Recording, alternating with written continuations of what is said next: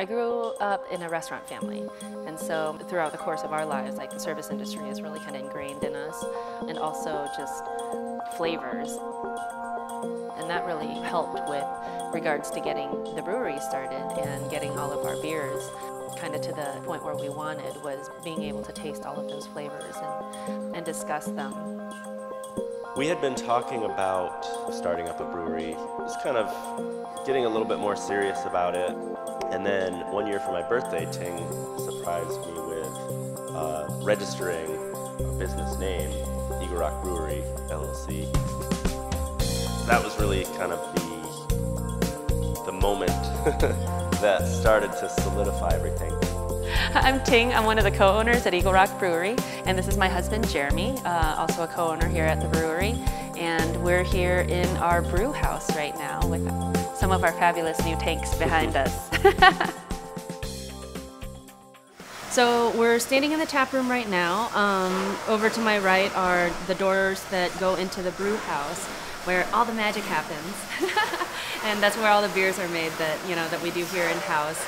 And we can kind of walk you through it's a relatively small brew house, but we can kind of walk you through the process so that you can take a look at where it's all happening for us.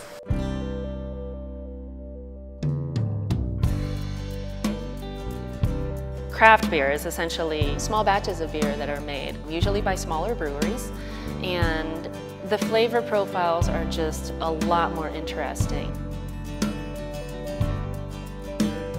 The beauty of craft beer is that you have a lot more variation.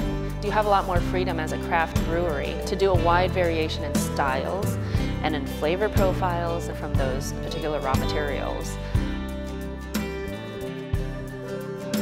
No craft breweries had opened up in the city of LA in over 60 years, so a lot of the officials and city employees didn't really know what they would need to approve and how to go about approving it and what the requirements would be for an actual brewery.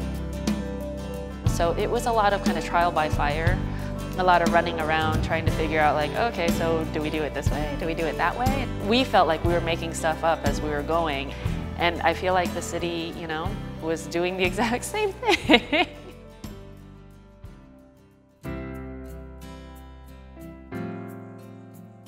The startup process, I think, was hindered with the economy and trying to get all our permits squared away.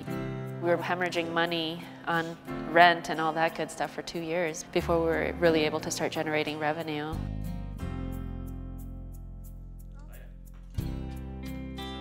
As the business developed and everybody kind of realizing where their strengths were and really kind of develop the business from that particular aspect. I think each of us brings a different flavor to it.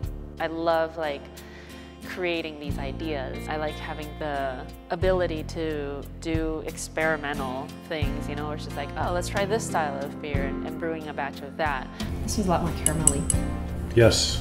Well, there's a little bit more sugar in it still, right? There is that. But the caramel flavor comes across a lot more.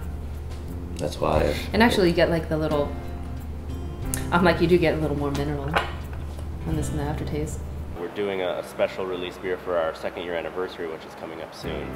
So we're now getting at the point where we're planning the release of it.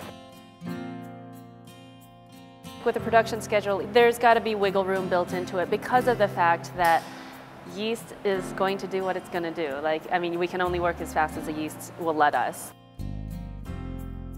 Which is why it's so important for the guys to continually take these readings on a day-to-day basis.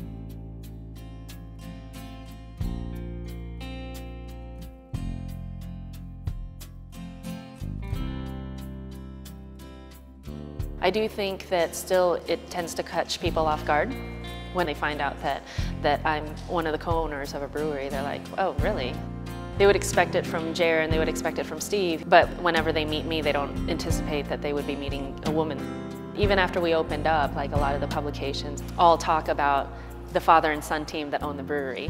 So it's just I was kind of I had kind of taken a back seat at that point. The percentage of women that are involved in the brewing industry is starting to increase. On the ownership level and the management level, as well as on the participation level. What Ting is doing with the Women's Beer Forum is a really good sign of that.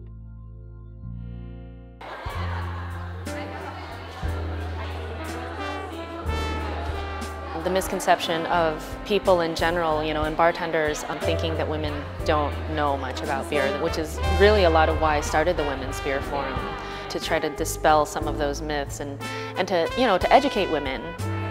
Ladies, what you've got in hand right now is a goose. Okay, so the actual style of the beer is called a goose, and this is a traditional Belgian sour style ale. So the souring agent that I think that there are a lot of women who already know a lot about beer that don't have a really good outlet as far as getting together with female friends or other women that know much about beer. Because you go to a bar and yeah, most of the time the bartender will assume that you don't know a whole lot about it. It's just like, and so they offer you kind of the least beer tasting beer, if you will. Most of the time they'll offer me like a fruited wheat beer. Ironically, it happens to be not a style of beer that I enjoy drinking a whole lot of. So I'm always just like, do you have something maybe a little hoppier? There's a bit of bitterness to it. And so usually that, because they still hop this beer, so that little bit of bitterness, you know, just kind of like helps to dry out the finish a little bit. It takes away some of that residual sour. So yeah, and beer is all about balance.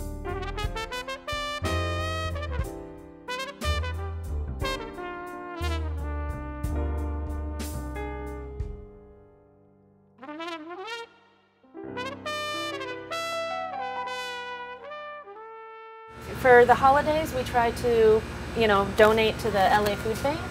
And so essentially what we do is we tell guests that if they bring a can, we will give them $1 off each beer that they bring a can for.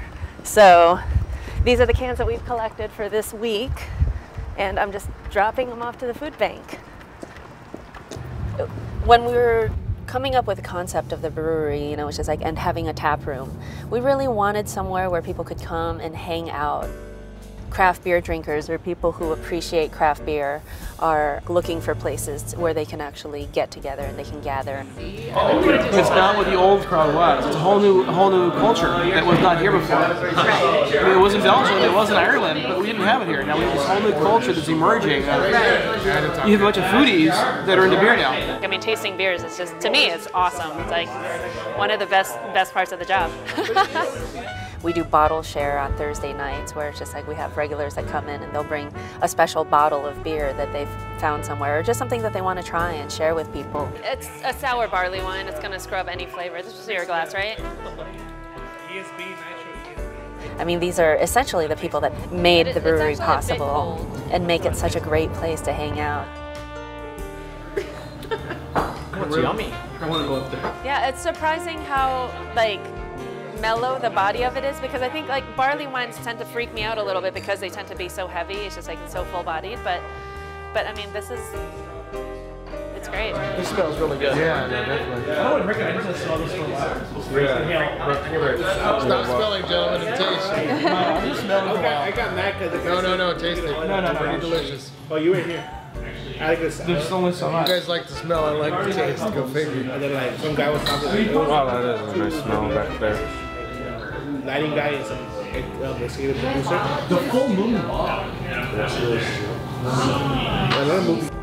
It's not just kind of like a customer base, you know, it's like a lot of our customers have become friends and almost like family.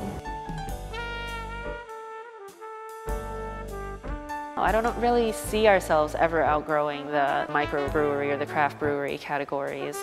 Perhaps if you sat down with like the owner, Sam Adams, they might tell you that they never expected to get to the size that they are. In my mind, I like the small batches. I like being able to focus on that. Just seeing where we are now, I'm doing all the preparation for our 2-year anniversary event, you know, just seeing like where we're at compared to the very, very humble beginnings of the brewery is astounding to me. I mean, it's amazing.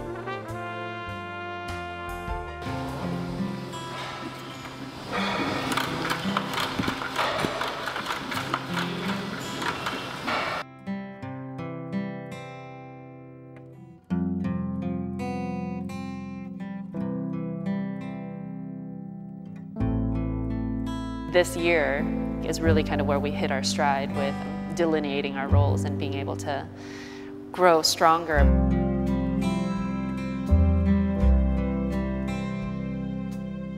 There was one night just recently that my husband and I were just working in the tap room. We come into the brewery and just stop, puts his arm around me, and he's like, "We made this."